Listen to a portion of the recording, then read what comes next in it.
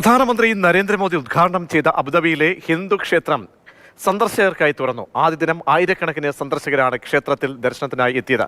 സന്ദർശകരിൽ അധികവും വിദേശ വിനോദസഞ്ചാരികളാണ്. അബുദാബി ക്ഷേത്രത്തിൽ നിന്നും സുരേഷ് വെള്ളിമുറ്റം തയ്യാറാക്കിയ റിപ്പോർട്ടിലേക്ക്.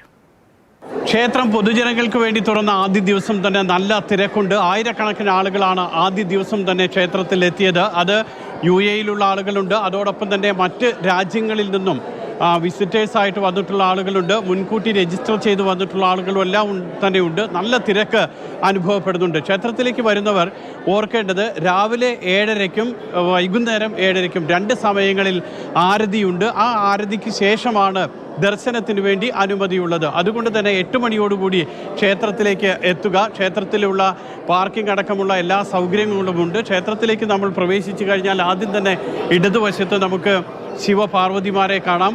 അങ്ങനെ ഇടതുവശത്തെ ഓരോ ആരാധനാമൂർത്തികളെയും തൊഴുതുകൊണ്ടാണ് നമ്മൾ പോകുന്നത്. ക്ഷേത്രത്തിൻ്റെ നടുക്ക് നമുക്ക് സ്വാമി നാരായണനുണ്ട്. അതിനുശേഷമാണ് സ്വാമി അയ്യപ്പൻ്റെ പ്രതിഷ്ഠ നമ്മൾ കാണുക. അങ്ങനെ അവസാനം നമ്മൾ എത്തി നിൽക്കുക ശ്രീരാമനും സീതയും ലക്ഷ്മണനും എല്ലാമുള്ള അങ്ങനെ 7 പ്രധാനപ്പെട്ട പ്രതിഷ്ഠകളും ആ പ്രതിഷ്ഠകളുമായിട്ടുള്ള അനുബന്ധ മൂർത്തികളുമൊക്കെയാണ് ഉള്ളത്. വരുന്നവർ ഈ പറയുന്നത് പോലെ തന്നെ ID കാർഡ് പ്രത്യേകം കയ്യിൽ കരുതുക. അത് സന്ദർശനത്തിനെത്തുന്ന ആളുകളാണെങ്കിൽ അവരുടെ പാസ്പോർട്ടോ മറ്റു രേഖകൾ കയ്യിൽ കരുതുക. UAE-യിൽ താമസിക്കുന്ന ആളുകളാണെങ്കിൽ എമിറേറ്റ്സ് ID കയ്യിൽ കരുതുക. വളരെ കൃത്യമായി തന്നെ വന്ന് തൊഴുത് ശാന്തമായി പോകാവുന്ന എല്ലാ സൗകര്യങ്ങളും അടിസ്ഥാന സൗകര്യങ്ങളും ഒരുക്കിയിട്ടുണ്ട്. ക്ഷേത്രത്തിനകത്തു നിന്നും മുഷീർ കൊടിയിലിനൊപ്പം സുരേഷ് വെള്ളിമുറ്റം, മാതൃഭൂമി ന്യൂസ്.